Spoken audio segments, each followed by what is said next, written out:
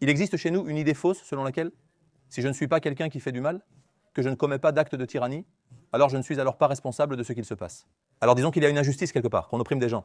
Beaucoup de gens se disent, suis-je celui qui commet l'injustice? Non. Est-ce que j'accepte la tyrannie des tyrans? Non, pas moi, se dit-il. Alors, si je ne suis pas celui qui opprime, alors je ne suis pas responsable. Puis il ferme les yeux, se bouche les oreilles, il se comporte comme si cette oppression n'existait pas dans le pays.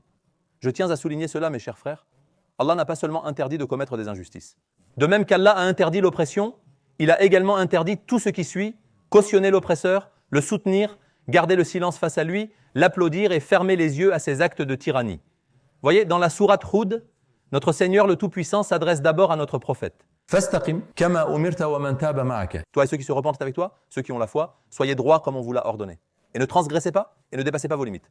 En d'autres termes, ne commettez pas d'injustice ni d'oppression. Ne dépassez pas vos limites. Un verset après, Allah dit au prophète, est-ce que ça suffit de ne pas être un injuste, un oppresseur, de ne pas dépasser les limites? Est-ce que ma responsabilité est terminée? Non.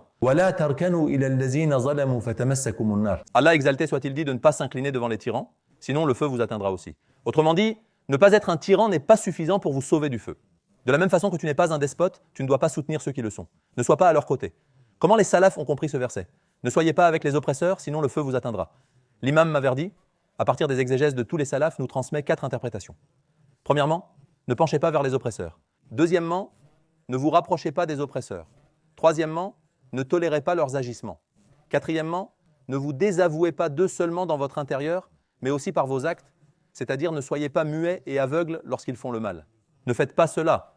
Nos pieux prédécesseurs ont appelé cela une prise de parti vers l'oppresseur et ont dit que le feu vous atteindra. Mais je vais vous dire une parole du prophète paix et bénédiction sur lui qui met l'homme au même niveau que l'oppresseur. Même si vous n'avez commis aucune oppression, vous serez considérés comme des oppresseurs aux yeux de l'islam. Voici cette parole du prophète paix et bénédiction sur lui. C'est un hadith rapporté par Imam Ahmed. Le prophète, paix et bénédiction sur lui, dit qu'à l'avenir, il y aura certains émirs, certains dirigeants. La caractéristique de ces émirs est la suivante. Ils mentiront et opprimeront les gens. Donc ce n'est pas toi le tyran, observez ces mots. Je veux que vous y prêtiez particulièrement attention. Tu n'es pas l'oppresseur. Il y a un dirigeant au-dessus de toi qui ment et opprime.